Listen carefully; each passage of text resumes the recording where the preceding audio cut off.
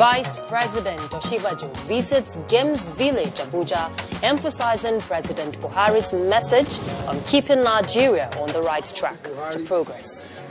Now I want to see how it go help common man, anybody where they work, where they try to look for work, they will look for how it go help them.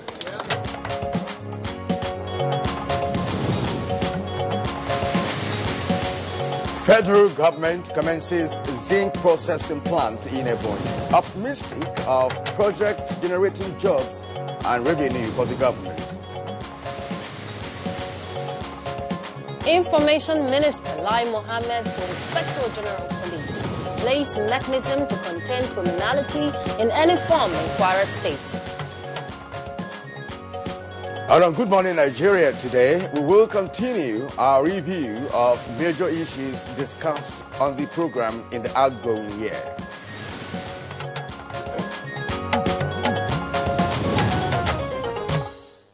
Now, it is a tradition for us on Good Morning Nigeria to review major issues discussed as the year winds down.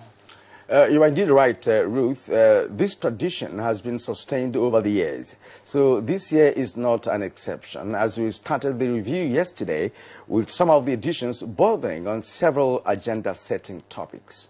And no doubt the year 2018 was full of activities, and the many occurrences captured the attention of NTA's flagship program, Good Morning Nigeria. So today's edition of the program is the second of the end of the year review. All right, and today's outlook will bring on the invasion of the Senate. We will wade into the NFF crisis, just as we explored the electoral commissions and local government elections. The year also saw Good Morning Nigeria taking a look at the gale of impeachments and defections. Yes, indeed. And aside from excerpts on politics and allied matters, we also got some individuals who had experienced certain situations, from drugs to sexual harassment and other forms of violence, to share with Nigerians to serve as lesson or deterrent for those who want to venture into such acts. Now, let me ask you this question. Just how much sleep do we need? Kieran, how much sleep do you need? Well, 6 hours, 8 hours if you can. Okay, now that's one question everyone should ask oneself. Well, Ruth, that and those earlier listed are just sizzling tips to recall the memorable outings on our program, and I will bring lots more in the review editions of Good Morning Nigeria to end the year 2018. I am Kirian Umayo. Thanks for joining us on Good Morning Nigeria, beaming live on the network service of the Nigerian Television Authority. And I am Ruth Aguele. We shall also bring our companion segments, which include newspaper review, business, sports, and foreign news. But let's take the AM news with Comfort Amadu. Comfort, good morning. Compliments of the season. Good morning, Ruth and Kirian. Good morning, Nigeria. Here is the morning news. Now, in continuation of visit to families in Abuja, Vice President Osinbajo this Thursday had chat with residents of the Games Village, emphasizing President Buhari's determination to ensure that the country remains on the right track to progress. Now I want to see how it go help common man, anybody where they work, where they try to look for work, they will look for how it go help them, how they go help them, make them find work, make them find money, do their work. The State House has faulted the presidential candidate of the People's Democratic Party, PDP, Atiku Abubakar's statement in which he described President Buhari's 2019 budget proposal as fundamentally flawed and failing to address current realities. In a statement by the Special Advisor to the President, Media and Publicity, Femi Adesina says that the PDP presidential candidate, among other things, faults the provision of 305 billion naira for NNPC's cost on the recovery on petroleum products, but did not say exactly what his administration would do about petroleum pricing. However, his campaign organization had earlier promised to reduce the price of petrol to 87 naira, which the APC has said would result in higher subsidy provision if his administration gets into power. The statement also said that without doubt, the country faces significant fiscal challenges being addressed by the present administration. And the Ministry of Mines and Steel Development commenced work for the construction of zinc processing plant in Uburu Community, Ebonyi State.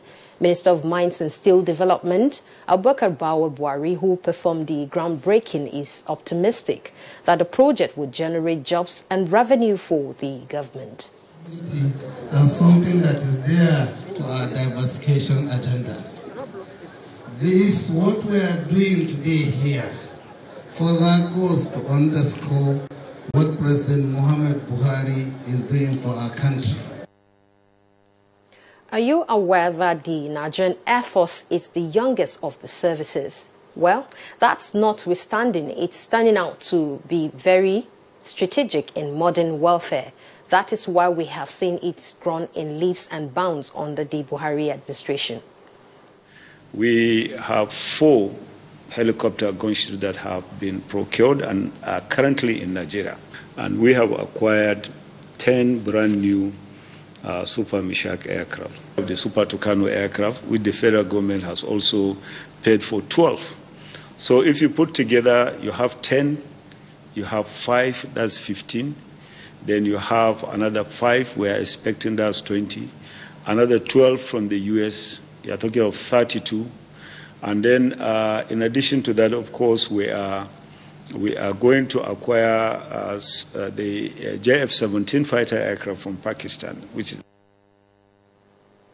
Information and Culture Minister Lai Mohammed has appealed to the Inspector General of Police to, as a matter of urgency, put in place mechanism that will contain criminality in any form in Kwara State. The minister made the appeal during the official commissioning of the ultra-modern mobile police barracks solely built by Offa community and donated to the Nigerian police in Offa, Kwara State. Who witnessed what happened a few days ago in Ilorin would agree with me that cultists, hoodlums, hooligans, and brigands are still very much active in Kwara State.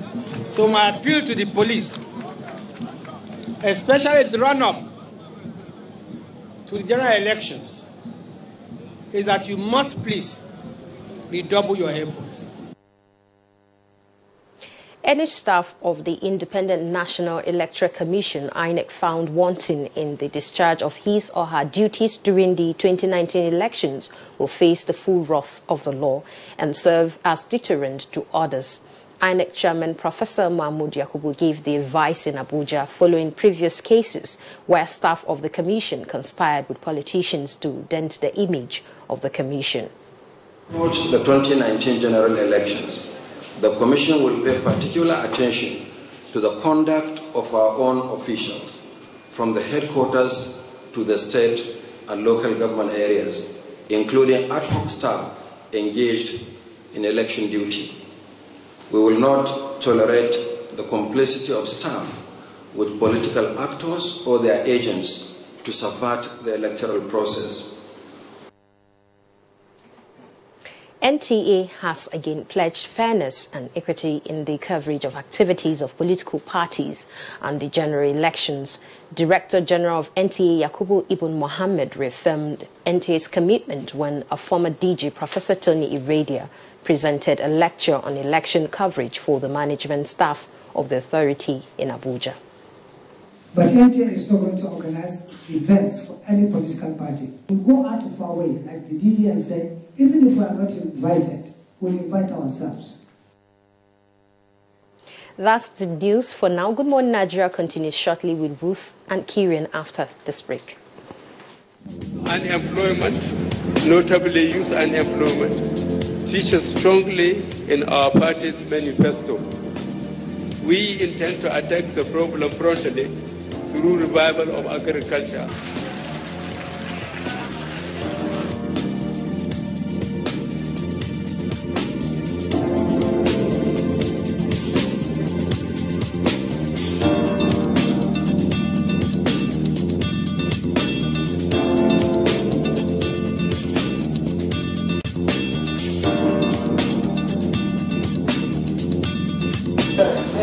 is going a long way. Actually, I bought an acre of land for 60K like 2012, and presently I have a cassava farm and a yam farm.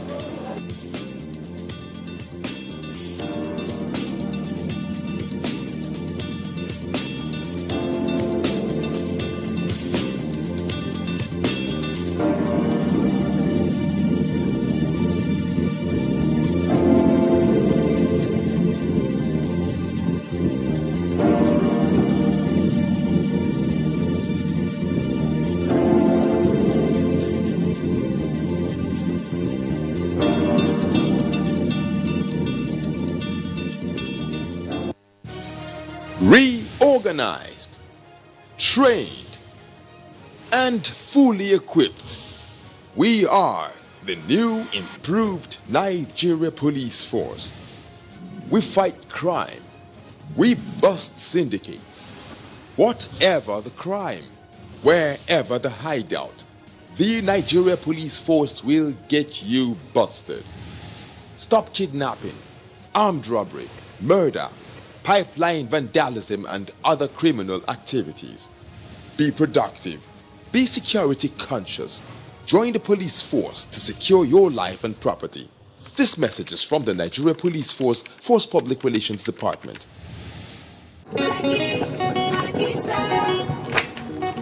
Who am I?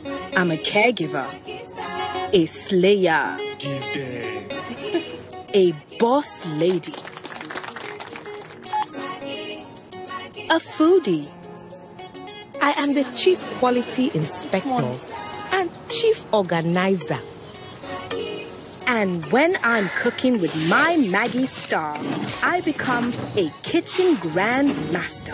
Every day, you choose to make the difference. That's why you choose Maggie Star, made from natural soya beans and the other carefully selected ingredients to help you cook the difference. I am the chief enjoyment officer, and I'm the magnet that brings my family together. Need I say more? But best of all, I love what I do. With Maggie, cook the difference. What's up? His friends didn't come.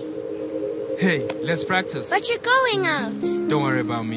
Nothing satisfies a mother more than seeing a child grow up. But I know as he sweats, he'll face the risk of germs which can cause skin irritation. That's why you need the new best ever Dettol Cool. Its new advanced formulation with extra menthol protects from up to 100 illness-causing germs and gives your family icy cool freshness.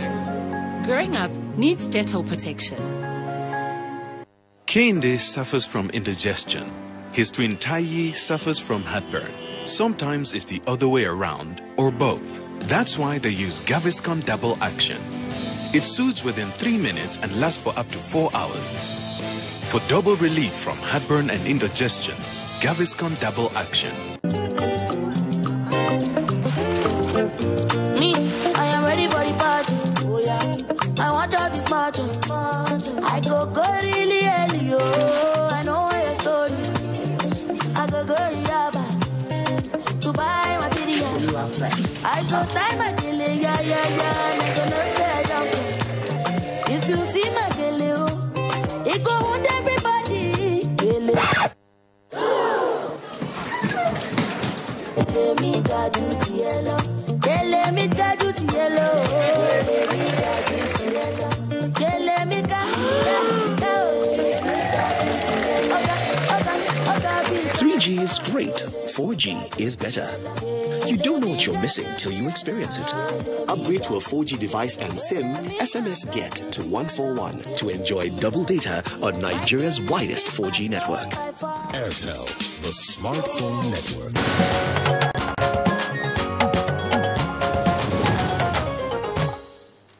Welcome back, and now to business news. Central Bank of Nigeria injects $210 million, into foreign forex markets. Let's join Kunle Adeye for details.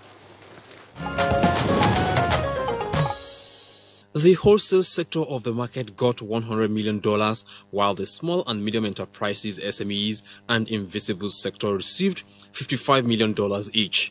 A statement from the Apex Bank indicates that the forex intervention is in continuation of the bank's resolve to sustain the high level of stability in the forex and ease access to the currency by customers in different sectors. In another development, the Abia State government has commended the federal government for making it one of the states to benefit from its planned investment and rehabilitation of special economic zones in the country.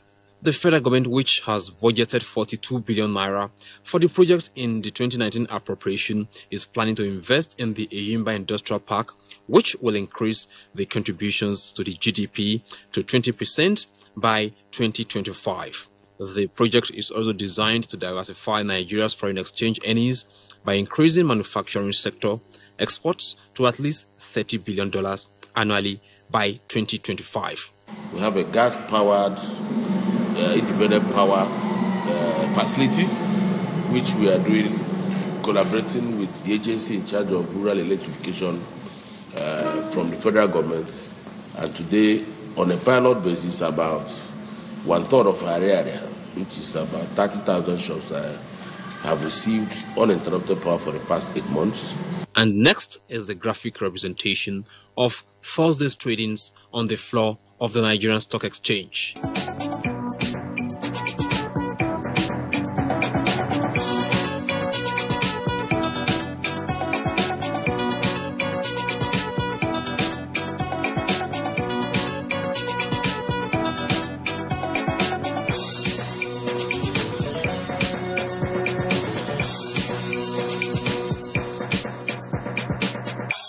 With business news, I'm Kunle Adeyeye. And thank you, Kunle, for that business package. Next on Good Morning Nigeria is the newspaper review.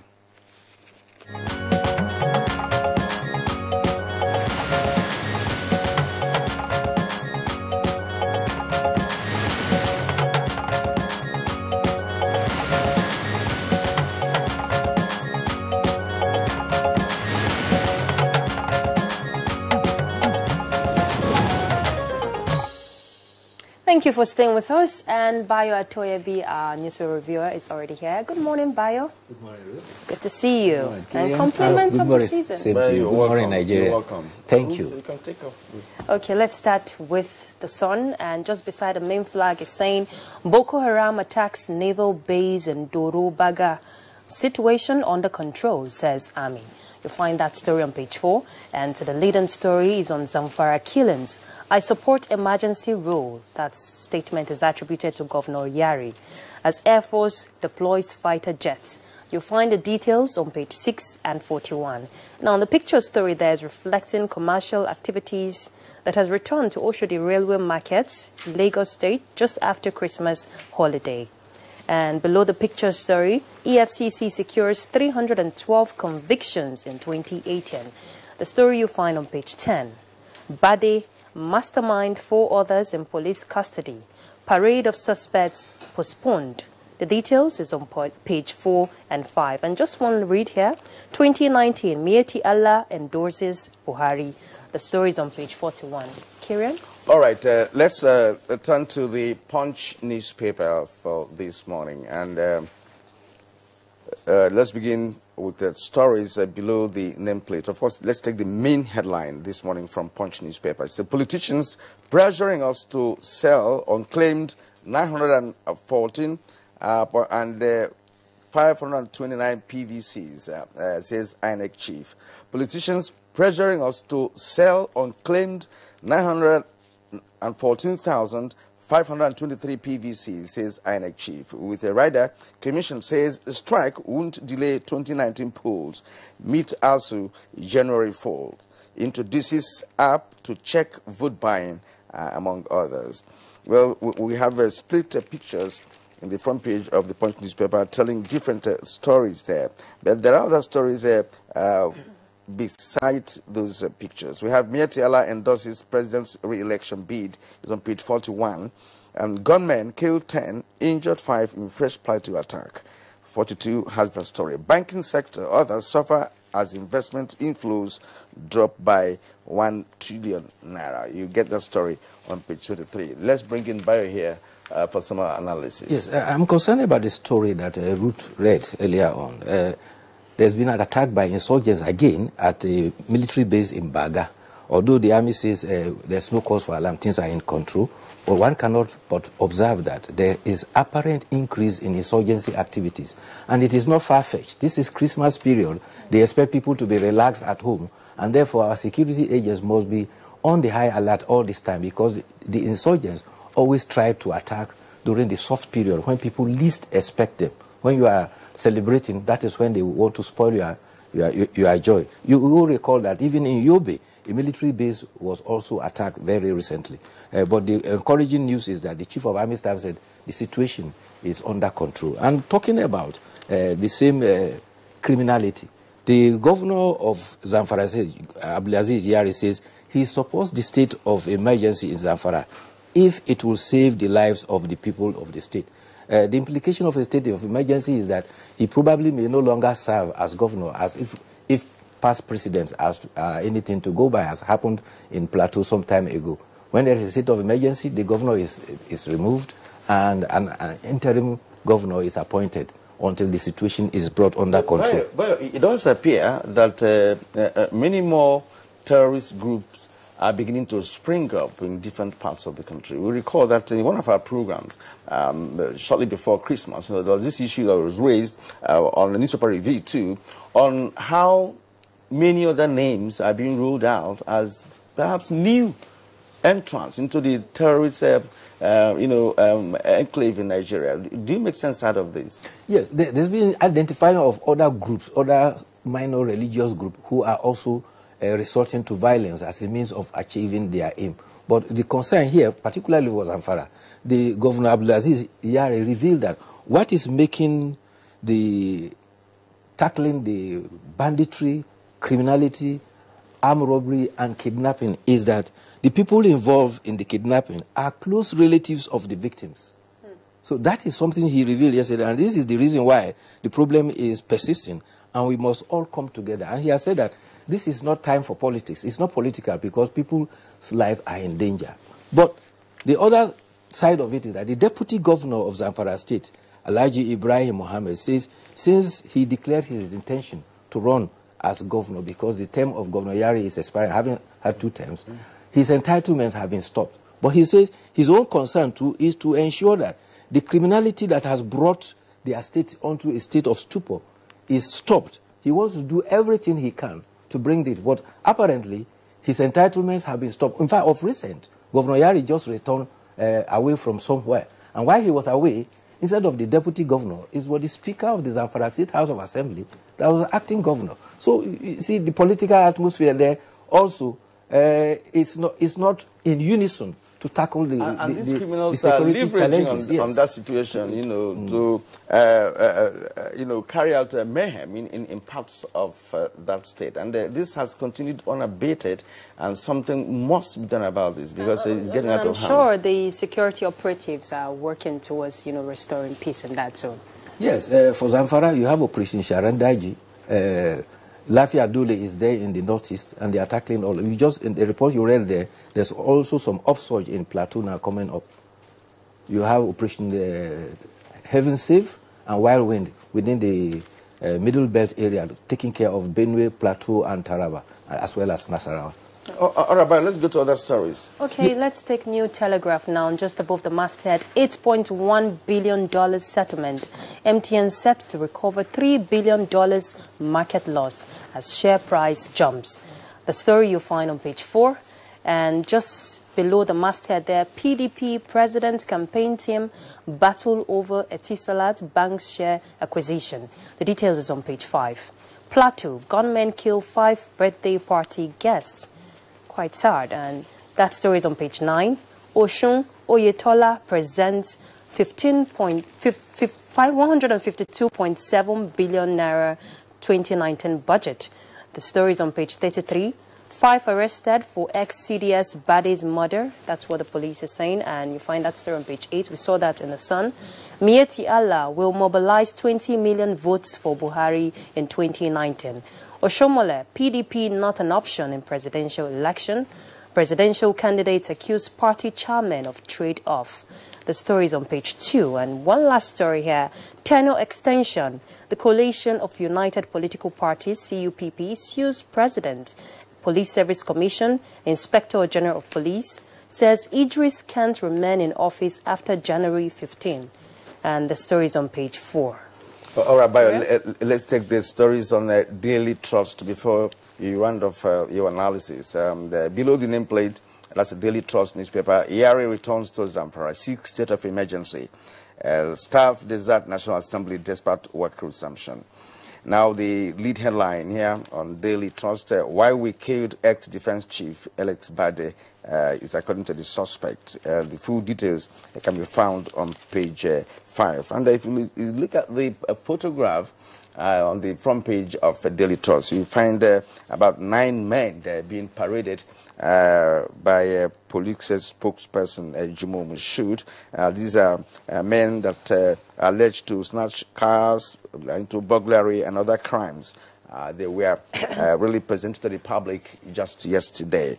And there we have Boronu APC, that's at the bottom of the Daily Trust. We have Boronu APC warns against unapproved Buhari campaign. That's on page 13. Experts hinge 2019 stock market performance on external and internal factors. Page 17 has greater details of that report. Now, Buhari appoints Abuja, coordinator, presidential support committees. That's on page 10. Let's return to Bayo now. Yes, this report you read earlier on about politicians wanting to buy PVC. It happened in Oyo, and the resident electoral commissioner, Mutiu Agoke, told participants at a seminar or online media persons that the INEC staff are resolved and will not undermine the integrity of election. And they, in spite of the overtures, they refuse to succumb to the inducement. Also, the Economic and Financial Crime has put out its report that in this year alone, 2018, it secured 312 convictions among what they describe as 2 politically exposed persons, former governors of Taraba and Plateau. It is an improvement of what happened in 2017 when they had 189 convictions. But there's 2 stories I want to draw attention to. There are stories that are happening in 2 communities. One is at Ofa, where the people of the ancient city handed over a 700 million barracks they built to the Nigerian police. You recall that on 5th of April, robbers attacked that ancient city and killed 33 people in daylight. In fact, the suspects have been arrested and they are awaiting trial. So the community was able to gather money on their own and build a barrack. In fact, the police station that the Kwara State government promised they would build up till now is still under construction. They have not been able to finish it. But Ofa is renowned for its community help. In fact, it is known to, as far back as 1945 to have built a community grammar school, Ofa Grammar School, and very prominent Nigerians have graduated from that school. Presently, there is a university in that town. It's a quiet, serene town. There's a university there, a private university. There's a federal polytechnic there. There is also several secondary schools, and even there is a Navy secondary school in there. So the people there are quite serene, peaceful, and they like to help themselves and do things for their own. But is it true that Ofa has been experiencing armed robbery for a long time, even before the last one? Yes. In fact, the people of Ofa are saying that this is enough, is enough. They are using a Yoruba term that says, Otoge, it is enough. Within 10 years, they have had armed robbery 4 times, which is on an average, almost every 2 years, there is armed robbery. And this time, the people are determined to help the police, help them. And the police was represented by the compol of the Commissioner of Police for the Mopol. And so they instituted what they call the Police Mobile Force 58 in Ofa. And it is to take care of Osun, Kwara, Ekiti, and Kogi State. You recall that there's recent armed robbery attacks within that area. And so this will go a long way in helping. The other one is happening in Iri, the ancient home of the Igbo today. The renowned and known as Osu caste system is to be pronounced ending today. This will happen in Iri. And the announcement is to be made at Anocha local government Iri in Anambra State. The Osu caste is the system that undermines and classifies people as second class. So such people cannot marry a freeborn, and they are also not qualified to take titles. It's patently discriminatory. But the good thing is that from today, if you call anybody Osu, then it will always be considered as an abomination, and you pay a fine. It's actually it depends on communities. I wouldn't know the trajectory of the ceremony you're talking about, and how it has involved many communities where you find those Osu people. And because in Igbo land, it's a very serious matter. It is in many communities. So what I'm saying is that the pronouncement that we're expecting should ensure that everybody is carried along. Yes, right? Because what it says is that the traditional representatives will be there at the ancestral home to make sure that it is pronounced and it's something that will permeate the whole of the Igbo land. It is something that we should be ashamed of. That would be the best thing that can happen, especially in the eastern part of the country, because that is where you find Osu caste. It is predominant in that area. And there was a man that tried such thing in his community. He was a leader. He's dead now, but he tried to bring his community together. But one person was put to him. Right, if you say we should intermarry, allow your first son, who is not yet married, to marry from that Osu caste area. And it never happened. And they reversed the original situation. So the idea is that it's a welcome development, but let people be carried along and let put it into practice. Yes, all traditions always die hard. But we must have the courage to do away with some of those our renegade traditions. Yes. Thank you. And let's go to the editorial now. We'll take him from Punch newspaper. It's on creating jobs needs a strategy. This sounding advisory in nature, but it's raising concern that the National Bureau of Statistics showed unemployment rate rising higher to 23% by the third quarter of this year.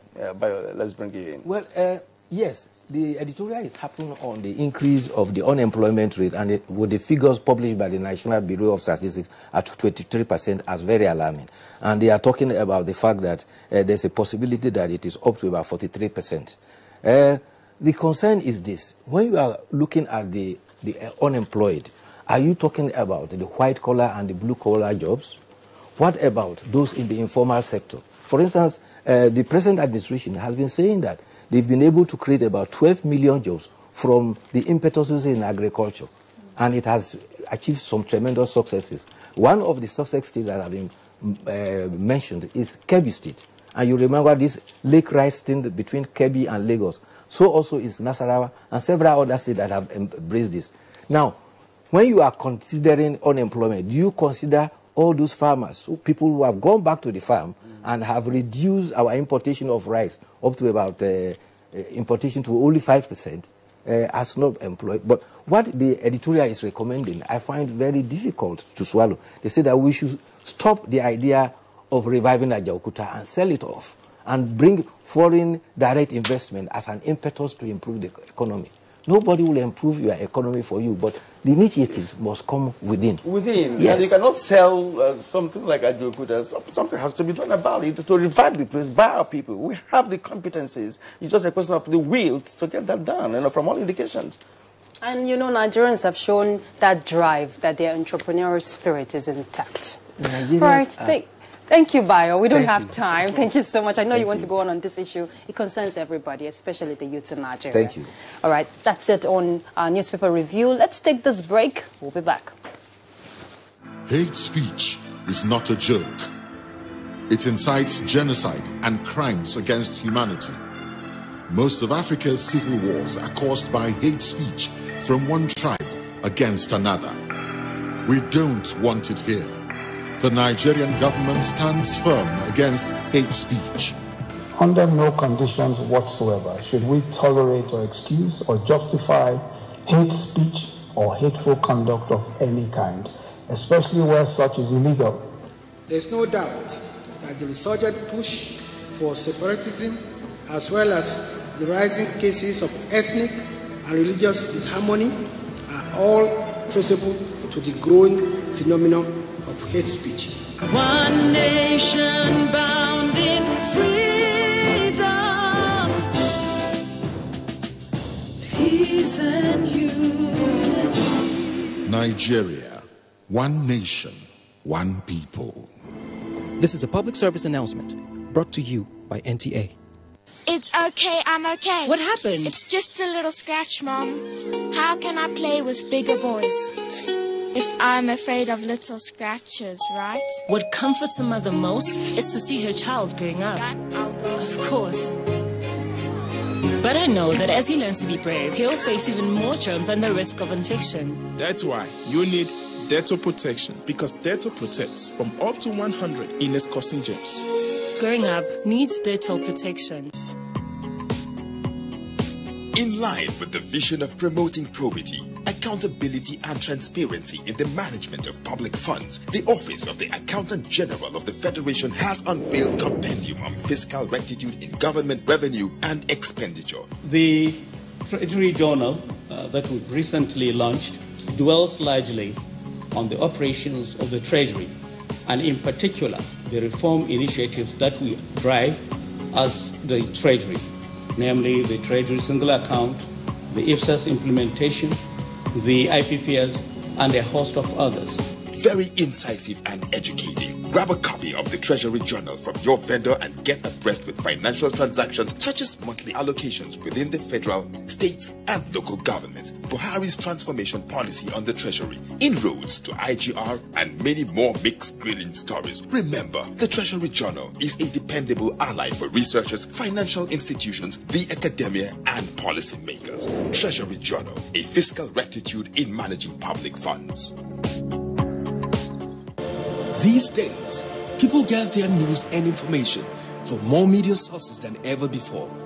Some of the news and information given are fake, unverified, doctored, and manufactured to create confusion, stir disaffection, and cause disunity. Before you believe or share any news, ask yourself, is this real? Is it from a credible source? Is it verified or verifiable? Fake news is dangerous, whether you do it for fun or for political gains.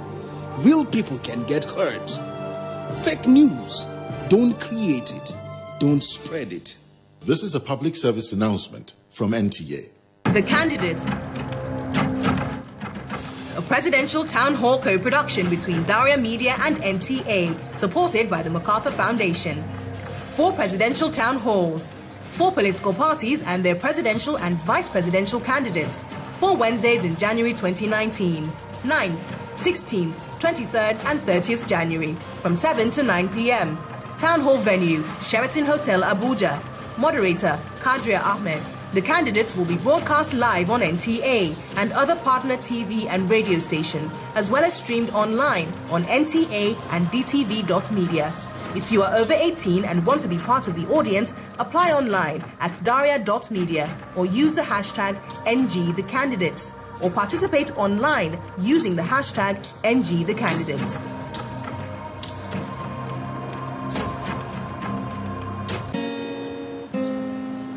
What's up? His friends didn't come. Hey, let's practice. But you're going out. Don't worry about me. Nothing satisfies a mother more than seeing a child grow up. But I know as he sweats, he'll face the risk of germs which can cause skin irritation. That's why you need the new best ever Dettol Cool. Its new advanced formulation with extra menthol protects from up to 100 illness-causing germs and gives your family icy cool freshness. Growing up needs Dettol protection. Kehinde suffers from indigestion. His twin Taiye suffers from heartburn. Sometimes it's the other way around, or both. That's why they use Gaviscon Double Action. It soothes within 3 minutes and lasts for up to 4 hours. For double relief from heartburn and indigestion, Gaviscon Double Action.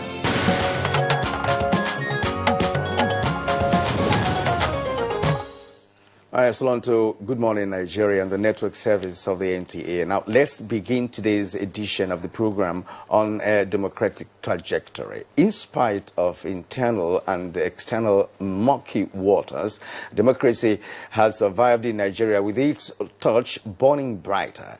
Now, the country has had 5 major elections, with the 5th bringing in a government from the opposition party. Good Morning Nigeria discussed 19 years of democratic rule in Nigeria. Joy and Kinsley anchored the program on that day. Now we'll bring you some of the excerpts from that presentation.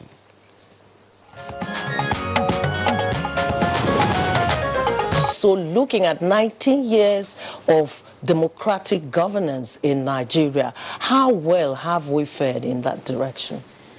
Well, I think we have done fairly well given our history, and even countries that have been under democratic governments for over 200 years are still fine-tuning, trying to get the best out of the system. So having started in earnest from 1999 to date, I think we have moved significantly well. The legislature was the one that was weakest in 1999, and thank God I was a member of the National Assembly, then in the House of Representatives. We hardly had any offices for members of the House at that time, and I believe that senators too at that time, and talk less of working tools. But we have come a long way. What we are trying to do today, having come this far, is to ensure that the state legislatures are also at a level that is maybe important, again, just like the National Assembly has achieved. And that we are trying to do through the financial autonomy, to give the state assemblies that kind of platform that will give them some level of independence. What should be the relationship between these two arms of government and the subnationals so that we can bring about the change that we want for the electorate? Thank you. Let me say that one of the problems we've had, just a little back. I started before when I said that Nigerians should commend and congratulate themselves for having come this far. That was holistic. I want us to recognize a fact. When there is an administration, it is one government. I think part of the problems we've had when you talk about the legislature and the executive is this mentality of we and them. We must realize, just like the Senate leader said, Senator Lowen, that what the legislature is doing, what the executive is doing, and what all others, the judiciary, are doing is towards a common goal. And that goal is for the betterment of the citizens. People thought to refer to our democracy as being nascent. Now that we are virtually exiting the teenage years of our democracy, what's your evaluation of the journey so far? Well, I think we've made a lot of progress. But, you know, as the Senate leader mentioned, used the word that is an optimist. And that is what defines or differentiates between somebody who sees a cup that is half full and another seeing the same glass of water as half empty. I personally prefer to see the glass as half full rather than half empty, even though you are referring to the same level. So I think on that premise, I would not hesitate at all to say that we have made progress. Nobody is saying that we are 100% there, or that we have reached a state of perfection. No country in the world is perfect. Every country in the world is grappling with one challenge or the other. We have our own challenges in Nigeria. Dr. Adasereke, very quickly, 19 years later, is Nigeria's democracy growing or stunted? Well, I think it's a mixed bag, but first let me commend the Senate leader for commending Nigerians for having tolerated people within his own class.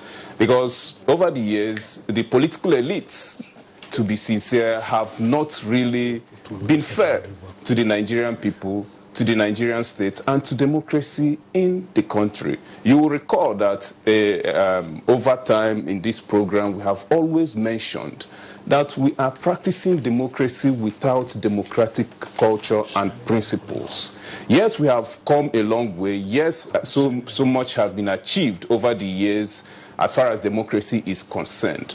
But then there are still challenges that we need to overcome before Nigeria can actually be referred to as a democratic society or a democratic state. Now, in terms of institutions, as the panelists have equally mentioned, we still have a very long way to go in building democratic institutions. Institutions like the political parties, institutions like the legislature, the executive, and the judiciary, particularly in terms of the relationship between the legislature and the executive. As Dr. Akomas rightly pointed out, both the legislature and the executive believe that they are running separate governments. You will recall that in the past in this program also, we mentioned that politicians in Nigeria have a poor understanding of what the principle of separation of power is. Separation of power simply is more like division of labor, to ensure that no one arm of government is overburdened with responsibilities and tasks. But then, of course, ultimately, you are talking about one government serving one society, serving one set of people. And therefore, the acrimony over the years since 1999 between the executive and the legislature underscores the fact that we are yet to understand this principle of separation of powers. We are yet to understand, the basic elements of democratic institution building.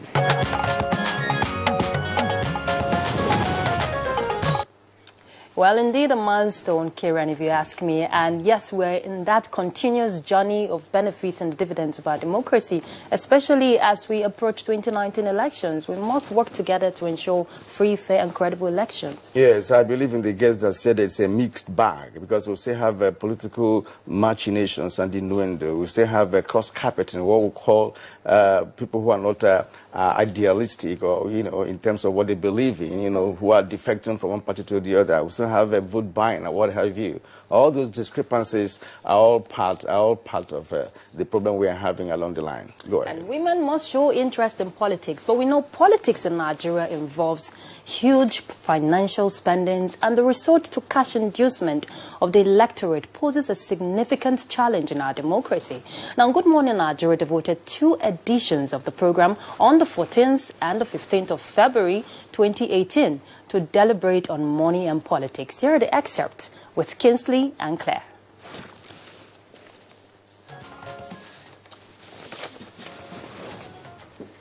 Is the influence of money in Nigerian elective politics?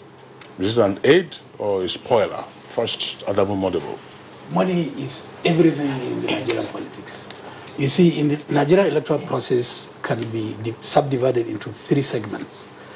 The up to primary process, then the secondary process, which is the general election, and then post-election process, which is the election tribunals up to the Supreme Court. And at every segment of this process, money is important, either lawfully, in terms of paying for your campaign materials, your adverts, running your campaign office and so on, or illegally, bribing voters, bribing INEC, or bribing community leaders to be able to get acceptance and so on. So money is very critical in the election process in Nigeria at every level. All right, thank you very much. Hajia Mero Habib, what's your take on this? How crucial is money? Money, it's actually very important in all aspects of life, but more so in politics. I will put it in a layman's language that money is actually the food of politics. Because if you don't have money, you are a non-starter, no matter what people say. It's not even in terms of what we call institutionalized, corruption in politics, whereby even people in office who want to seek election always use the positions they have to get to where they want to be. But you need to put up your structures. You need money to do that. You need to move people around. You need to actually feed the system as well. So money is actually very, very crucial in politics. And you actually need more money than people think. More money than people think, really. All right. They are hidden money. All right. Yes. I like the emphasis. You need more money than people think. That's why, Professor Remi Shonaya, you have the most recent experience as far as, politics and elections are concerned here in Nigeria. I've heard people talk about the fact that you really don't need money, to go into politics or to be a politician in this country. But really, how important is money to politics in Nigeria? Yeah, good morning. Thank you very much. I would like to differ a little bit from what has been said. Yes, indeed, all that has been said is the situation. But what I would like to, the point I'd like to make is that unfortunately, money is not being used to achieve the ends that we should be looking for in politics. That is the unfortunate situation that we're in. All the things that we need money for making the posters, for traveling around, should really be geared towards helping the people to know the candidates. You need money to push your ideas. You need money to push your ideas. You need money to circulate your ideas. But the money is not coming from everybody. It's coming from few people. And the question would then be, if the money is coming from just a few set of actors, are you going to still sustain the principle of a democratic institution called a political party that can serve public interest? I think that's the contradiction that is raised when we talk about money in politics in Nigeria. That's the Nigerian peculiarity.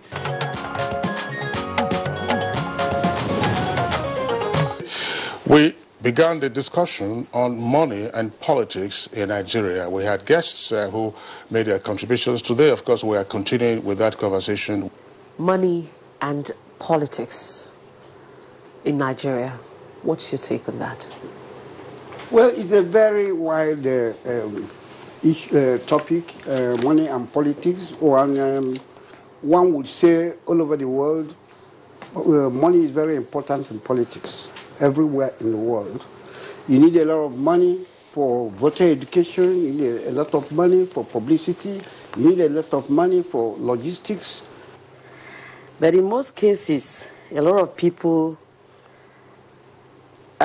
worship money, let me put it that way, because they believe that money could do everything. Yes, a lot of people say money does everything, but in politics, it can never be everything. You need money, yes, for basic things you have to carry out, you have to do politically. But if you are a popular person, there are areas where money will not work. And if you have to say money has to work, then you are sure of going for not the best. You will just be going for what money will get for you and not the best. So money is necessary, yes, because you have to campaign.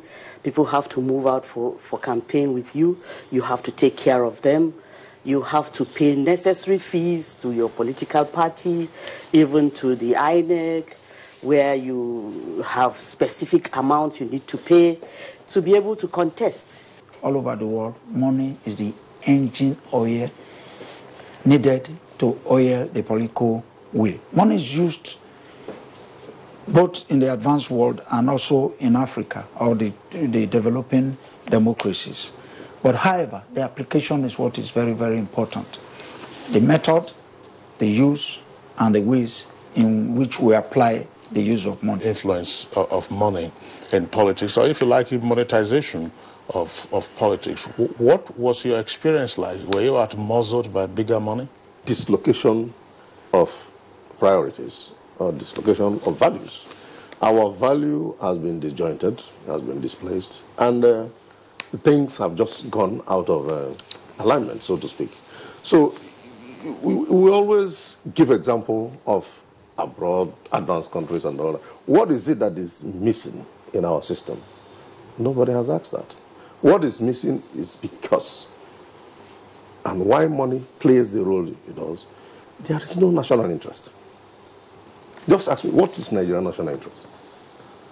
Once you don't have that, it is free for all. Believe that polling units are just there for people to go and cast their votes. But when you go into practical politics, you are told that polling unit A belongs to so and so person, and so you have to go and meet such a person, begin to negotiate and all of that. And then you have to deal with security agencies. You have to deal with the voters themselves, because as I have said earlier, voters believe that it is only during elections that they will have access to you. It is only during elections that they can get their own share of the national cake, which you are going to get. And then, of course, they rightly believe so because they believe that they are doing you a favor.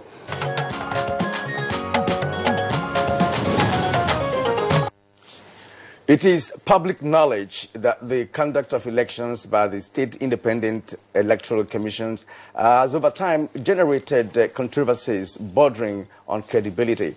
It was for this and other reasons that Good Morning Nigeria also in February examined the capacity of the State Electoral Commissions to conduct free, fair and credible local government elections. Kingsley and Rhoda presented that edition of Good Morning Nigeria.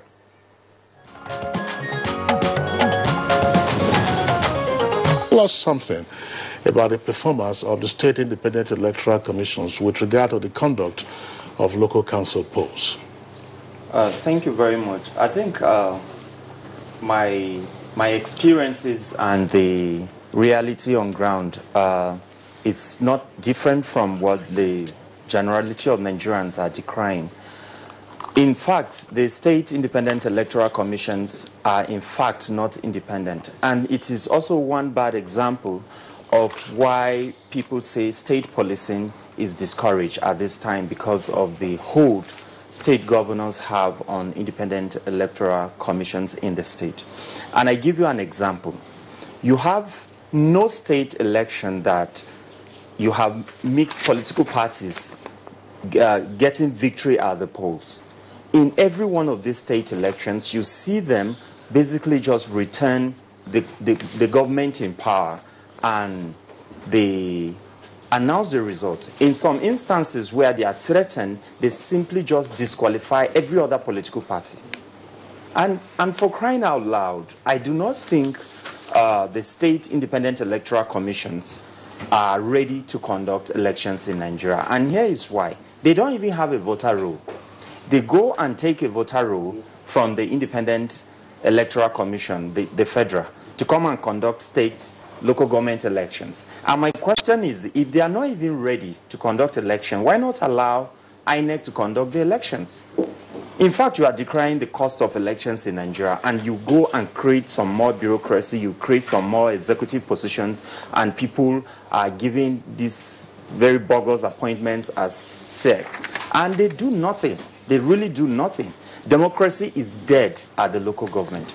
I think in both character and content, the State Independent Electoral Commissions remain the most brazen and outrageous example of impunity and lack of electoral values in our democratic setup. Here we have a country that is under a democratic setup guided by reason. But here we have the State Electoral Commission, which conducts elections where democracy is moving from the sublime to the ridiculous, where we see impunity, where we also see things. Look, I lack words even to describe what the State Electoral Commissions are, because as far as I'm concerned, it is just a mockery of what democracy entails, because are comfortable with that situation. And you have situations where state governors will then appoint caretaker committees or sole administrators, which are unconstitutional. And people there are comfortable with working with those people. And you see a situation where everybody, most people at the states, they find it difficult to speak up against what they find wrong in the state. But they will rather talk about the federal, what's happening at the federal level, because it seems that the power wielded by the state governments, by the state governors, is such that they cannot stand up against. And then again, we have situations where the state houses of assembly are too often working in cahoots with the state governors. And so where you... Okay, I have heard everything about what panel members are talking about. Before I go on to your question, one of the panel members is talking about one of the reasons why the state electoral commission should be described is because of cost. I think that is not a good reason, because if INEC is to conduct election on the local government, the 774 local governments, they are not going to do that free. And you should also try and check how many billions are allocated to INEC to conduct elections. So cost will remain.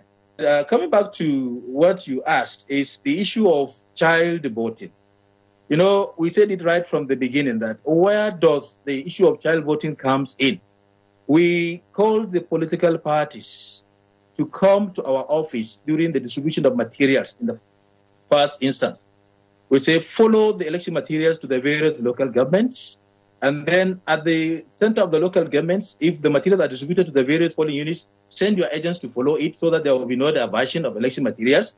And then by the time you cast your votes, also hang around to remain on till the votings are completed and votes are counted and you hear your result, so that there will be no any malpractices. We told them about that. So if the stakeholders, the political parties had played their role, where does a child voting comes in? And like I told you, we have inspected those videos. If you look at them critically, look at the videos critically. In the first place, it can be a setup. If you look at them, I have them all. There are some that you only see the children holding their votes and on the boxes, which means, you have not seen, we have not seen any other people around, only the children. So is there any polling unit that is only dedicated to children? That is our question. And then secondly, there was another picture posted about this issue of child child voting. We saw the child being accredited with card reader, and we have not used card reader. That picture of 2015 is still brought in to discredit our election. I think Prof is getting something fundamentally wrong. When people want to do mischief at the polls, they don't do it in full glare of onlookers. Talk of the State Electoral Commission without information. There is need for urgent reform of the State Electoral Commission if you want democracy to prevail. Otherwise, the State Electoral Commissions have become errand boys, perfected by the governors, so as to capture the whole state and also capture the economy of the state.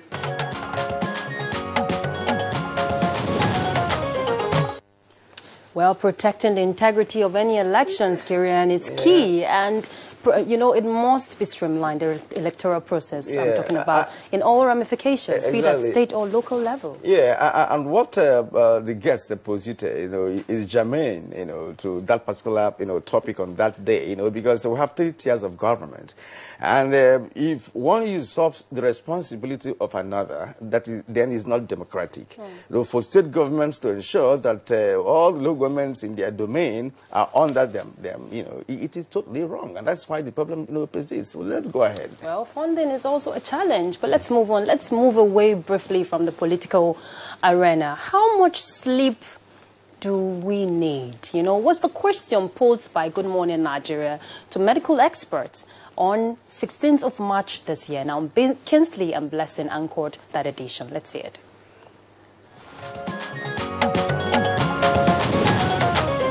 Let's begin the conversation just straight away by, again, examining the concept of sleep. Why sleep? Dr. Ihuama Okereke.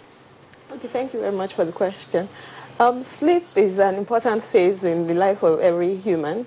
It's a time when the body gets to restore the energy levels that have been depleted during the day. It's also important during that period we have hormones being secreted that are important for growth, like the growth hormone is secreted during sleep. Also during that time, the immune system is also reactivated to help the individual carry out the activities needed the next day. So, and different individuals, depending on the age, requires different amounts of sleep.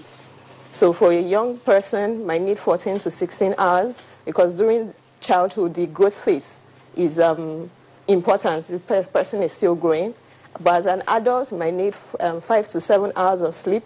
for effective functioning during the next day, for coordination, for memory and learning. It's an important phase, very important in the life of every individual.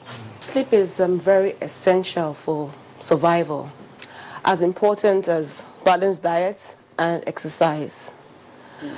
It's, we have an internal biological clock, which is in sync with our environment, and it's called the circadian rhythm.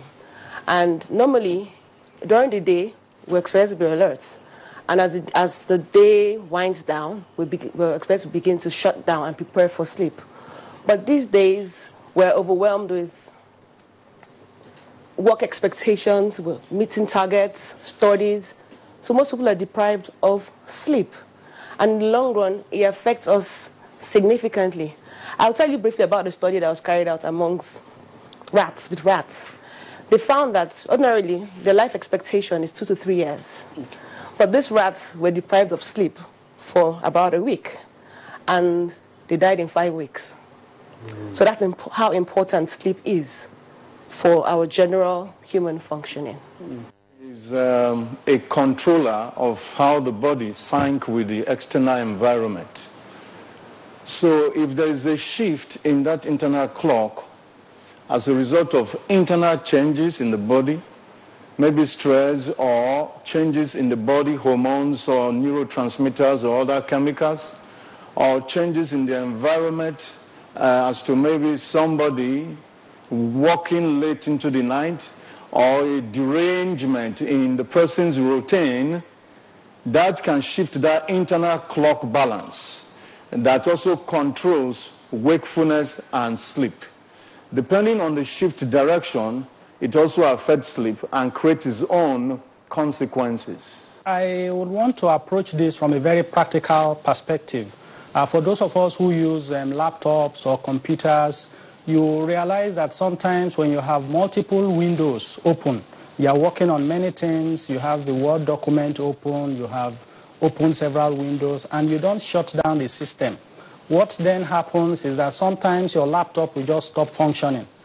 It will just stop, it will hang, or it will freeze, and you will have to sometimes shut it down and then restart it before it functions again. So that scenario is exactly what happens with our body. When we sleep, that is a period when our body replenishes itself, repairs itself, memory is consolidated, you know, and then your emotions, it's like a timeout from all of the stressors of day-to-day life that you are exposed to. So if you do not, or you deprive yourself, or you are unable to achieve this sleep, to allow your body undergo these natural restorative processes, which is very, very important for physical reasons, for emotional reasons, psychological reasons, as has been mentioned earlier, because some hormones, some activities occur during sleep. Some of them includes memory, that the things you want your brain to remember, it is consolidated when you are sleeping. You know, the heart, the hormones that are secreted that affect metabolism, for example, the glucose, the sugar in your body. So all of these things, if they do not occur the way they should, what studies have shown is that when you are deprived of sleep for, say, 36 to 48 hours, so 1.5 to 2 days, you then become disoriented, your judgment becomes impaired, your ability to make decisions is affected, your ability to concentrate on tasks, so your productivity reduces, and then you may become irritable and have emotional, you know, irritability. And so it's counterproductive, it's counterintuitive, because students, for example, think that it's better to read all through the night so that you can make up time. But the end product is that your memory reduces when you are deprived of sleep. Your attention reduces, your productivity in tasks reduces. So sleep is as essential to life as oxygen that we breathe every day and the food that we eat every day. Who is a competent expert to handle sleep disorders? Because there is a variety of related causes to sleep problems, there will sometimes have to be a consensus or an aggregate of experts who will manage such patients. Some sleep disorders are related to mental health disorders. Some sleep disorders are related to chronic physical disorders. Some are primary sleep disorders. So for those who have a relationship with mental health and chronic physical disorders, there's bound to be a liaising consultation between mental health experts and medical physicians to deal with such sleep problems. Then the other issues about primary sleep disorders, I think is mainly in the purview of neurologists and neuropsychiatrists and psychiatrists.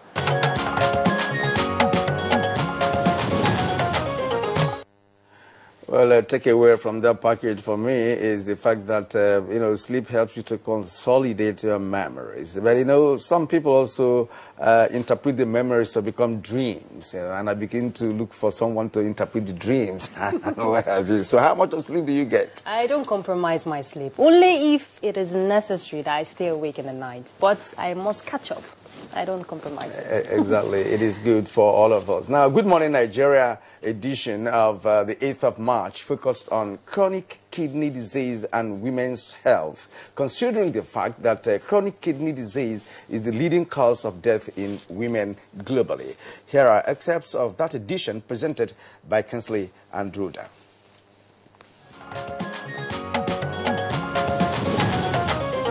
Are the kidneys in women different from the kidneys in men? Or what makes a woman's kidneys any more special or unique? In the kidneys of a male and the kidneys of a female. That is, it's just that because of the physiological peculiarity of women, if you have a kidney disease, it's more likely that things will get worse or it may affect women's health generally. For women, we are bearers of children. So if you have kidney disease, it's going to impact on you as the woman, as well as your children, whether they are males or females. Because when you have kidney disease, infants, the baby you carry in your tummy is going to be small size. And small size is associated with a lot of risk factors. It's associated with diabetes. It's associated with hypertension, is associated with metabolic disease, is associated with kidney disease. Like my colleague has said, in women physiologically, our kidneys may be a little smaller, but they are about the same. But the fact that we bear children and we are exposed to risks of pregnancies, including high blood pressure during pregnancy, you would notice some women who have what we call preeclampsia, their kidneys suffer. And some of them, even after they have had their babies, later in life, they might actually develop chronic kidney disease from the problems they had during pregnancy. Some women during septic abortion will also have acute kidney injury, and we have known that acute kidney injury is a risk factor for chronic kidney disease. So it goes on and on and on, reasons why chronic kidney disease may be more in women. Outside the medical aspect, we also have the social and cultural aspect. Women, by gender roles, don't have access to health like the men. A few years back, I ran this study where pattern of kidney disease in University of Nigeria Teaching Hospital. What I found was startling. I found that men would present and more men presented, more men had renal replacement therapy, which is expensive, and more men had transplant. In fact, as at the time I did that study, not a single woman had transplant. So women are disenfranchised physiologically, socially, culturally, because they need access to health. And this access to health is determined by their male partners in most cases. The amount of money that is required to put someone on dialysis and keep such person alive for life, it's a lot of money. You will need, within 1 week, almost 100,000 naira to get dialysis. And an average Nigerian certainly cannot afford that kind of amount of money. Again, if you talk about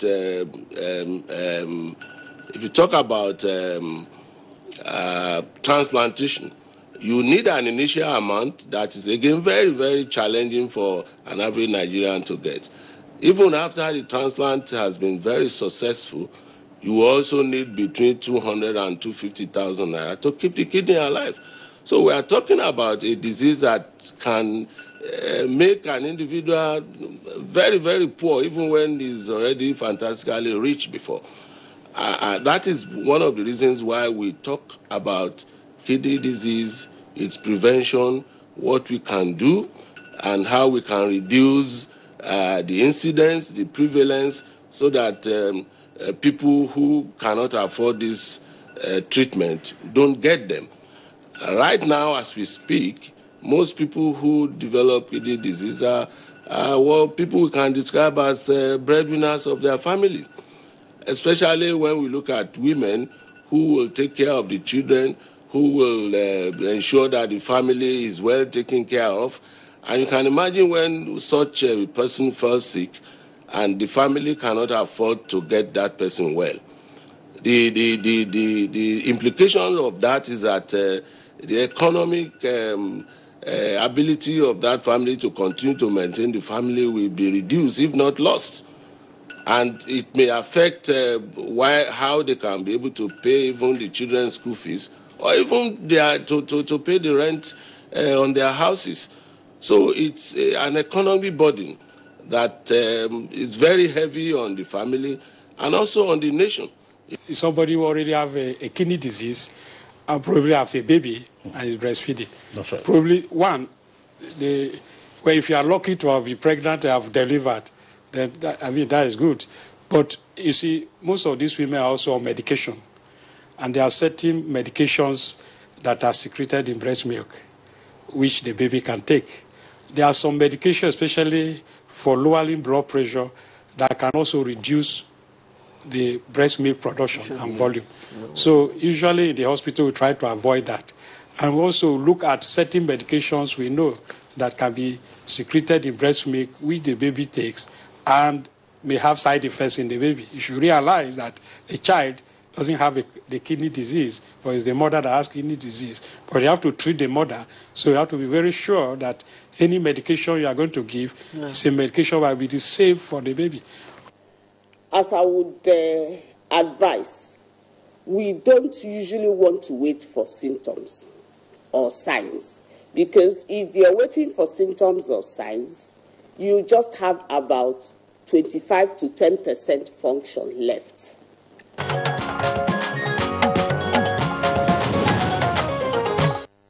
Well, the cliche, health is wealth, is just apt. We should put our health in check.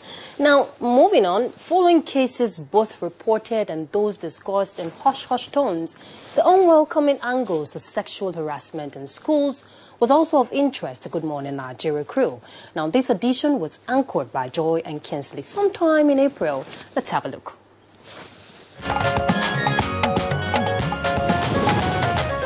What are the telltale signs that Mr. A or Mr. B might be a potential harasser? You are in class, for instance.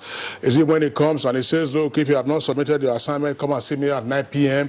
Or what are those telltale signs so that a potential victim can say, hey, look, when I see this kind of behavior, I should be on guard? That is like a warning signal. Absolutely.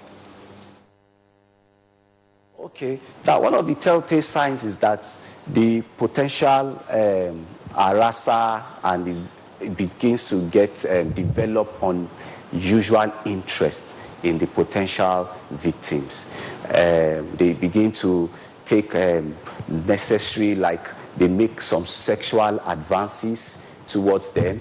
Even they make some verbal comments that have sexual connotation. So when they begin, they may begin to come close to the victims that they are beginning to have interest in. So there is undue attention that is given to their victims, which may manifest in this manner.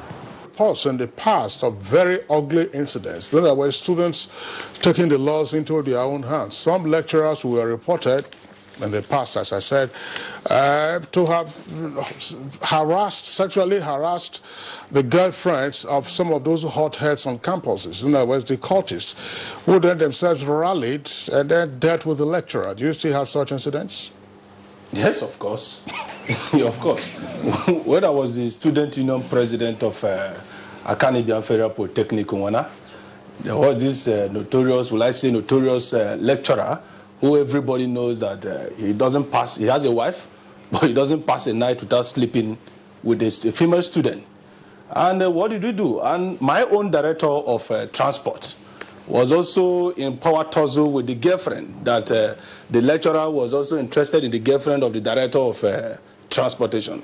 But when he brought the complaint to me, as an advocate to the female student, I asked the young man, are you interested in marrying this girl? He said, no, we are just friends. But this lecturer is so interested in the girl too. Where do you want me to come in? I said, I will come in by making sure that it is even morally wrong for a lecturer to be making advance on a female student. And we'll go by it this way. I will invite the girl and I'll ask the girl, what is your interest? Are you interested in the relationship with your lecturer? Or are you interested in the relationship you have with the so-called boyfriend of yours? He said the lecturer is the one coming after him, but he's so interested in his in her boyfriend because the man is already married and he doesn't want anything to interfere in the man's marriage. We went further on to say, to create a platform to make the lecturer also understand that when we are aware of what you are doing, and if you overstep your boundaries, we will take it extra mile with you. He became cautioned. Because it is nice to hear that people are coming out to speak out about it now. Are you thinking of ways of working together with everyone involved so we can find a lasting solution to this issue? Thank you. With the way these things are coming up now, like I said earlier, the ministry has zero tolerance. We begin to think of how to work together with the institutions. Like I said, the reports are there. We begin to now think of how to work together with them to stem these ugly incidents that is almost becoming common in our institutions.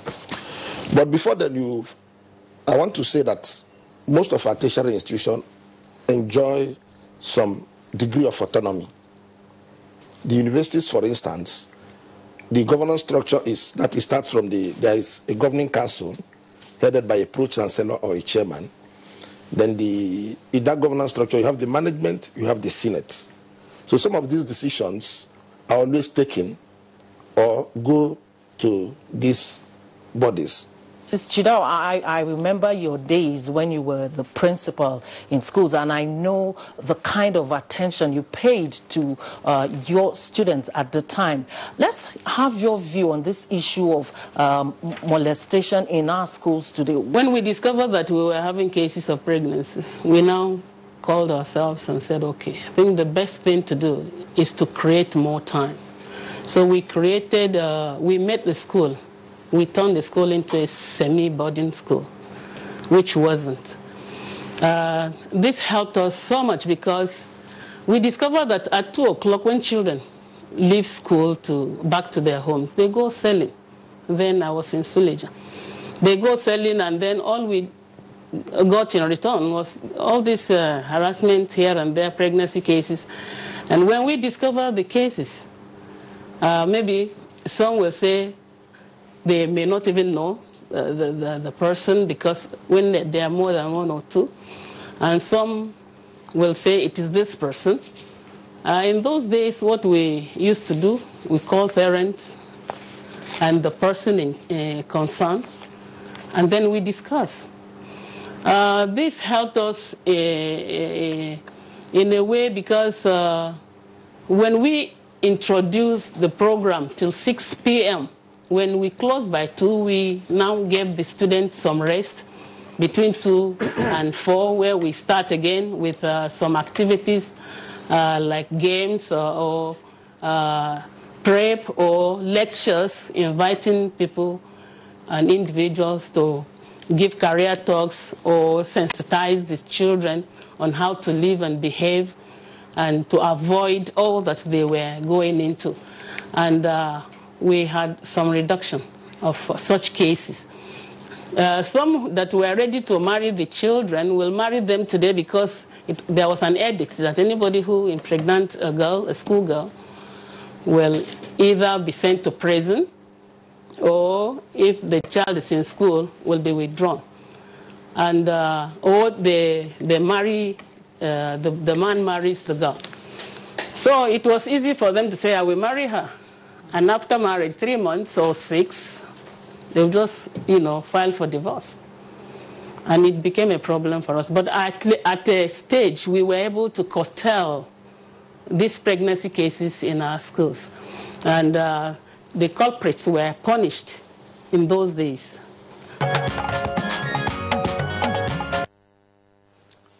Yeah, sexual harassment, of course, is indeed an act that is becoming pervasive in many public schools, not just the universities, but even in secondary schools.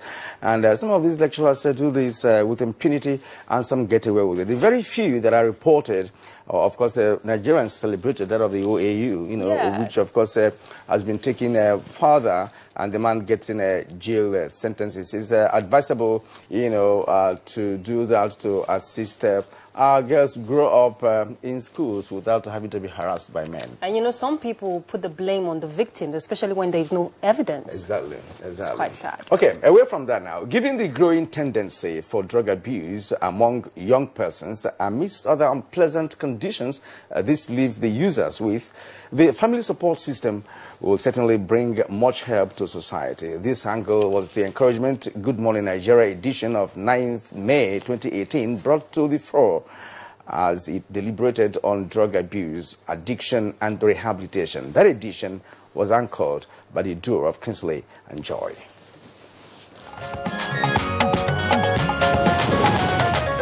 Speak a bit on that. How is it, what does that do to students on campus, this issue of peer pressure, wanting to belong and feel among? I would use myself as an example. Like, I wanted to be the coolest kid in school. And peer groups and all that, you mix with a lot of wrong set of people. And I'm supposed to have graduated in 2014. Here I am in the same process in another institution. I'm in 200 level now. I see a lot of just yesterday I wanted to withdraw transport to come here, and I just ran into one of my friends. He's a banker at FCMB, and I'm in 200 level. But I'm not saying I regret, because it's my past that's it's how do I put it, like it's killing. Out of every 10 youths you meet in the streets or in the universities now, out of every 10, 8 are users. And all these people, they didn't start at home. They met with the wrong set of people in school, and it's bringing our youths down. Yet they say, you're observing him. Well, initially, I saw the boys in the society who were in Kano, who I didn't consider them responsible, and I was associating with them, and they were sending him. So I detached him from them, and nobody should send him on any errand at all, because for us, those boys are not good boys. So, and I didn't want my child to be associated with them. But at that time, I was too young for me to begin to suspect. Because when we were growing up, an elder would call some of those who smoke the cigarette. They asked to go and buy for them, want to take cola. No, they sent to go and buy for them. We knew that was...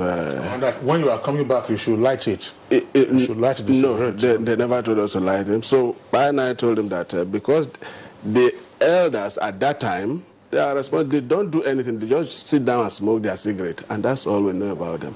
So when they're sending, and these ones are not looking clean, they are looking irresponsible, looking haggard. I said that these ones, they have gone beyond the normal limit. So I detached him from them, and that was all. Until much later, then I begin to see that he's withdrawn. He does, when you are sitting in the sitting room, he's not there. He's always alone. He wants to do this, and then he will go out. He does not come back on time, and I begin to notice all those things. Now, what would be your advice in terms of having to block the supply route of some of these drugs. And I'm asking this question. Tell us, if you moved into a new city, or if you moved into a new environment, how will you know who the supplier is? How will you know where you can get, the particular doses? And therefore, what can be done, to get hold of those suppliers and put them out of business? Okay. For me, while I was using, for example, when I went to Mina for the Quranic education, I needed to smoke that morning. I got out and I was by the roadside and I was observing the Okada people. So I got to see someone whose lips was black and his eyes were showing that he also is a user. And I stopped in and I told him that, okay, if you could take me to where I could get cannabis, I'm going to give you 1,000. And the distance was just a 15 naira distance. And because I was willing to pay him 1,000, he took me to 5 other places. If you don't get here, you get here. If you don't get here, you get there. So first things first, in getting youths not to do drugs, the number one key, I feel the number one key to life is understanding. Once they have that understanding that you can do music without getting high, if you're a writer, you can source for inspiration without getting high, then the world will be a better place. What should we expect of local governments and state governments as additional support to what the NDLA is doing? That's a very good question. Let me answer it briefly 2 ways. The first thing I need to say is the regulation, the law setting up the NDLA is a federal law. But indeed, we all know that the citizens are local citizens. They belong to local government, they belong to states. It is for that reason that a few states are examples of the interest that they have of their citizens. I'd like to mention here Anambra, Oyo, Kano. And in Kano as a whole, it is the first unit that might overcome the drug menace because everybody's in sync. You have the government, you have the businessmen, you have the elites, you have the academicians, you have the civil society groups, you have the youth organizations, all working together. They have realized how bad it is. If ever we are going to have a success story, it will come from Kano. As bad as it is with Kano, they seem to have realized that they must all work together. In Oyo State, what he has done, wherever we had discovered cannabis farms in plantations that belong to government, and we have cleared it, the government has stepped in to give it to the communities around there and giving us some money for alternative development. All right, thank you very much, Colonel Abdallah. Let's move quickly to the United Kingdom to get the final comment of Dr. Udenze. Thank you very much. Drug abuse is real. Addiction is here to stay. We can't get rid of it. We can only manage it. We need the concerted effort of government and non-governmental organizations to work on this project. But more importantly, I would really like to see Mr. President himself address this issue. In an article I wrote last week, I said, this issue is killing Nigerians. It's like a cancer. Mr. President, sir, should please address the nation on the subject matter only.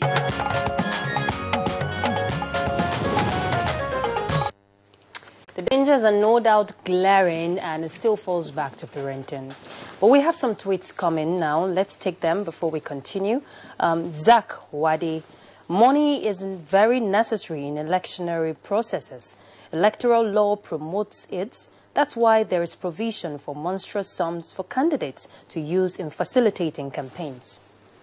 All right, now from Suleiman Sanusi, he says the incidents of vote buying and voters' card buying have gone viral after they inflicted us with hunger, abject poverty, and high rate of unemployment. They now turn to make the people their slave, despite that everyone turned a blind eye on this. So sad. That's according to Suleiman Sanusi.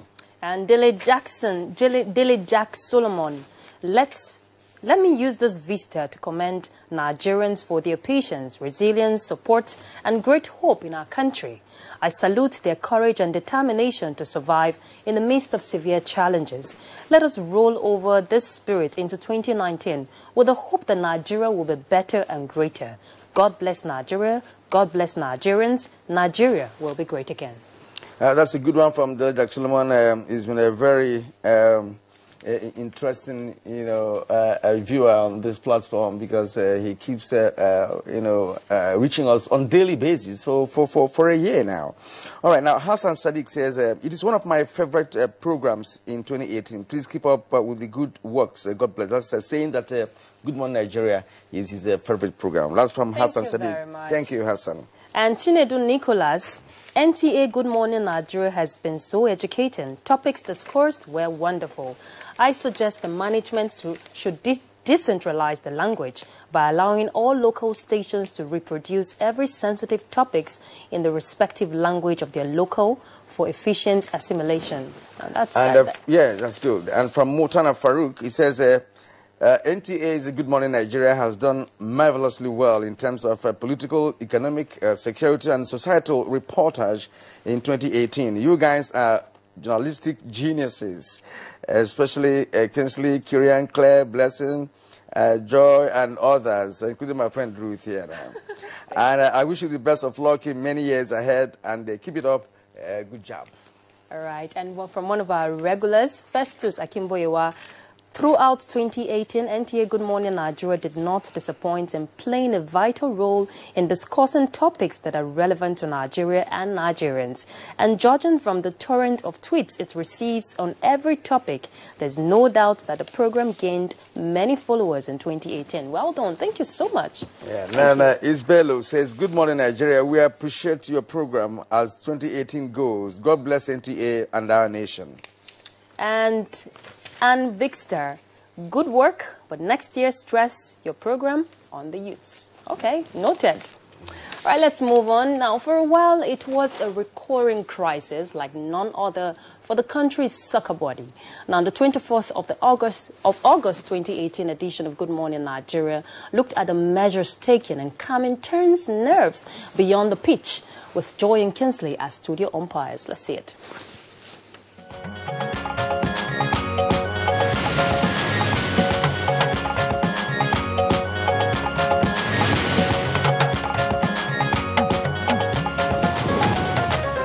If you heard what I was saying, in terms of the governance framework, everybody keeps, the point has been articulated that, fine, the rules are there, nobody's abiding by the rules, but there are basic foundations, basic foundations to say, look, this is the statute, these are the entities you are supposed to have, members in general meeting or Congress, as it's called, your executive committee, this is the relationship between one and the other, and if there is a breach, where do you go to ensure that everyone gets back to the starting blocks? Well, that's a tough question to answer because the entire structure, the foundation of it, how the people, the stakeholders, the role they play in assembling the Nigeria Football Federation board, as it were, the constitution of the committees, everywhere you find manipulation and, personal interests and, patronizing friends and cronies and all that kind of it. The entire system is just not functioning well because we are not established properly. There's nothing correct about it. You find that those who are genuine football people, a lot of them are not within the system. You find people who are pretenders who are running the system. So you cannot have, proper structures and policies in place to drive anything. And that cuts across the entire sports industry. In all the federations, really, it is the same. We must go back to the basics again. We must go back, trace our history back to where we started, where we got it right. We were getting it right before, until we started to dismantle everything that we have done. And this is a reflection, really, of the country, unfortunately, is a reflection of the country. It will also be good to also look at the side effect of all this crisis, especially on the leagues, the players, who get to bear the brunt? A lot of people. A lot of people. Look, I don't want to be a staff of the Nigerian Football Federation or Association. I feel for those guys. You show up at work in the morning and there are policemen with weapons drawn, not to let you do your job that you are being paid for. Our government, the embarrassment and continuous embarrassment that this is bringing to our country. Our people, the fans, what legacy are we leaving for young children? I grew up going to the stadium with my father and his friends. I loved the game from there because my dad took me to the stadium. Which parent will want to take his child or son or daughter to a stadium these days to go watch a football match? What about the people that we are creating employment for, who are footballers, coaches, trainers, masseuses, drivers, supporting candidates? I mean, these people are the ones that bear this. And the general public. What is this doing to a potential sponsor who is looking to fund a football club? It might be just a football club in my village that you want to fund. But if it's going to be registered with the Edo State FA, you begin to say, why do I want to do this? Back to the foundation to resolve this problem. What should we do? We just have to, there are rules and regulations. But the determination to keep to these rules and regulations, I think, is what makes the difference. I was saying earlier on that all these things are provided for in the statutes of FIFA, CAF, and even the NFL itself. But the implementation is the problem. And Chief Odegbami said something about court for sports administration. It's not a court for football administration, sports administration. I believe that sports can be used to solve a lot of problems in this country. But because we are not paying adequate attention to it, we are running into trouble. Gaya to speak to this with regard to the establishment of a court of arbitration, a domestic court of arbitration for sports in Nigeria. How was that supposed to pan out, and how would that have been a panacea to the recurrent crisis in our soccer administration? Well, in any system at all, you must have to have a level playing field for things to work. And so the system must allow room for people with misgivings or disagreements to be able to vent out their anger, believing that if they so do, they will have solution to their problems. Unfortunately, we don't have such systems in this country. And that's why at some point in time, it was the general agreement that Nigeria should have its own court for arbitration of sports, so that every matter to do with sporting events or sporting issues are brought before such a court. That will have in any way removed the recourse to regular courts. But again, you cannot just do that by wish or by fiat. Necessarily, there must be some legislation too that will warrant the establishment of same.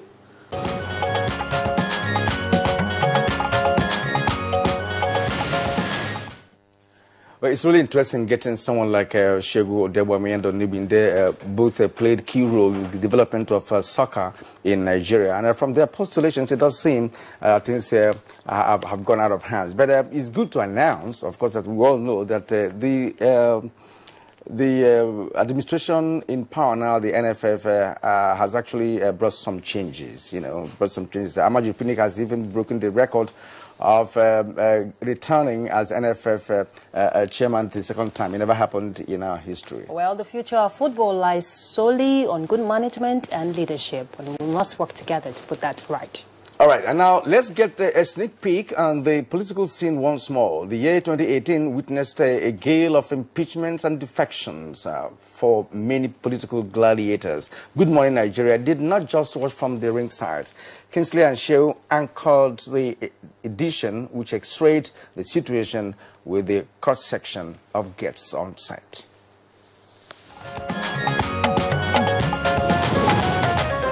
We're talking about the role of the judiciary in the impeachment process. Now it is clear from various decisions that the judiciary cannot be ousted.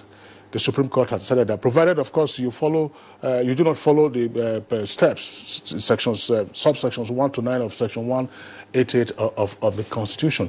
But we have also seen a situation where court orders have been issued in the course of an impeachment, and those orders have been disobeyed or disregarded even by the chief judge of a state who is constituting the investigative panel. What does this say? Absolute impunity. The institutions, the judiciary, the police, the army, and the security agencies, without integrity, no nation can survive. If the judiciary, that is the last hope of the common man, begins to disobey itself and begins to work against the interest of the Constitution, which is the highest law of the land, then there is nothing but anarchy.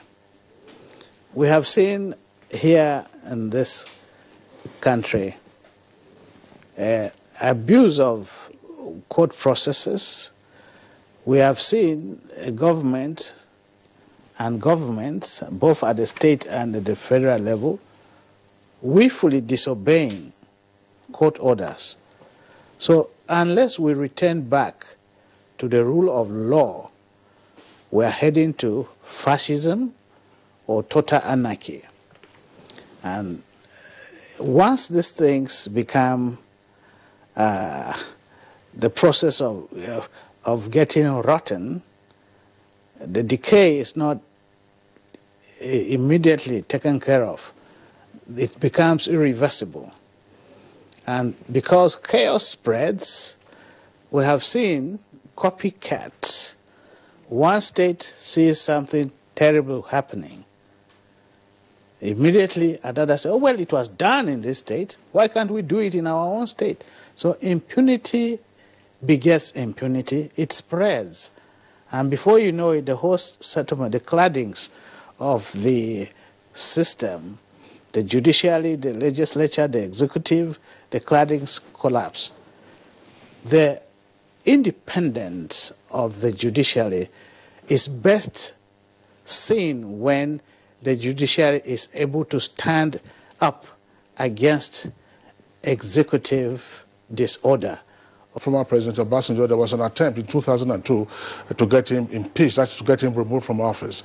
Has the Nigerian legislature shown enough maturity with the exercise of the power of impeachment of the executive?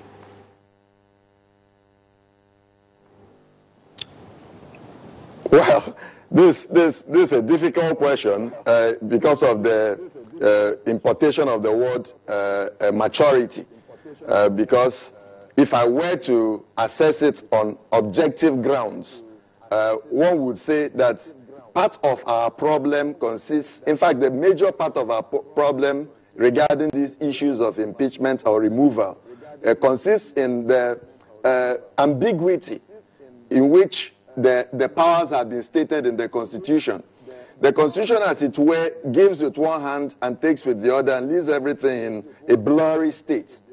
It says that the legislature has power to remove, and then goes ahead to say that if they go through the steps that are stated in Section 188, subsections 1 to 9, that in Section 10, that no court should investigate, should challenge, should look into the question of how the panel went about its business or how the House eventually accepted what the panel did. All right, Professor Hahe, thank you very much. Joe, let's have your thoughts on what is on the table right now. You've said a gale of impeachments, and precipitating that, of course, we have seen defections. It makes us look very laughable in the Committee of Nations. Defections, let me start from there. It's a legitimate right of any elected representative to defect if they feel that, where they are or the platform on which they were elected has been factionalized. You all know the familiar section of the Constitution, Section 60, subsection 1G. And when you look at defection, I mean, APC was the main beneficiary of the defections in 2014-2015. They didn't challenge, they didn't go to court. The more the merrier, they were celebrating. What goes round comes round. 4 years circle. You now have a scenario where people are defecting from the governing party, and that should tell you a story. Usually the trend is to defect into the governing party, because that's where the only party is. That's where you can have a share of the national cake. You can have appointments. You can have, be made ministers, chairman of board. But so when you now have a scenario where people are leaving the governing party to opposition, it then tells you a story that something is just not adding up.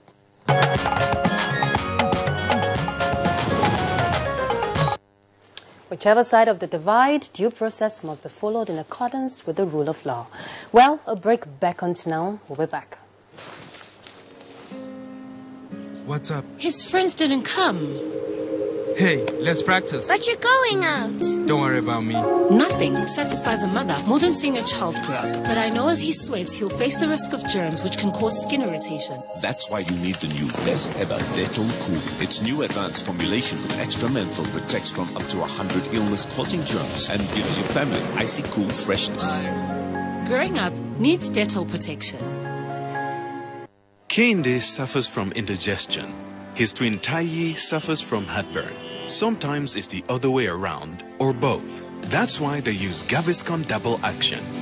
It soothes within 3 minutes and lasts for up to 4 hours. For double relief from heartburn and indigestion, Gaviscon Double Action.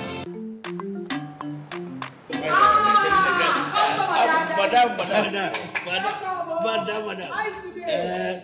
Brought us as usual. As usual. You have no problem. For the three you are welcome, sir. As usual, yeah? Welcome.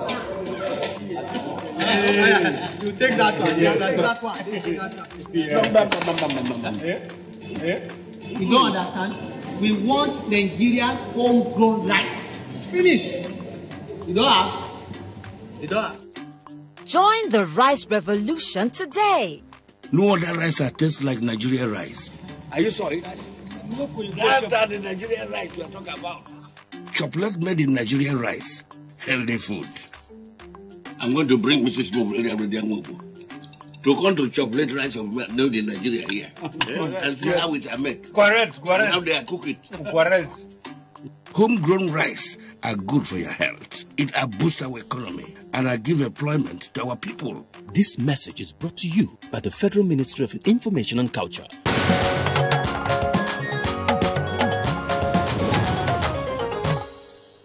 And now for the weather outlook for the rest of today, let's join the Meteorological Agency for the report. Hello, I am Susan Opara with the weather forecast from the Nigerian Meteorological Agency. It's been hazy for quite some couple of days across the country, but now we're beginning to see some level of improvement in terms of horizontal visibility, especially along the fringes of the extreme northern parts of the country. However, dust plume has been raised from our source region, as you can see, but we do not expect much deterioration in terms of horizontal visibility from this plume. And that takes us to the weather expectation for Friday. Dust haze condition will prevail along the extreme northern part of the country with visibility values of 2 to 5 kilometers. However, this condition may likely prevail even around the central states down to the inland cities of the south, except for the coastal belt, where early morning mist may likely prevail. But by afternoon and evening hours, moderate dust haze conditions are likely over the coastal belt, while elsewhere within the country, conditions are expected to remain same as in the morning. And that's our bit from here. Thank you for watching and see you for more updates.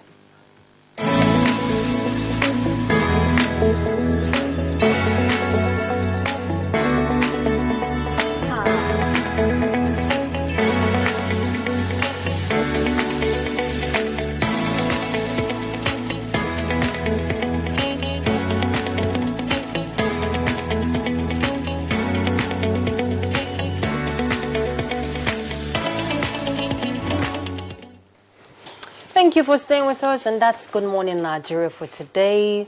We'll see you next week, God willing. So we're wishing you a beautiful weekend as we dig into more of the high moments of 2018 and review come Monday. I am Ruth Aguele.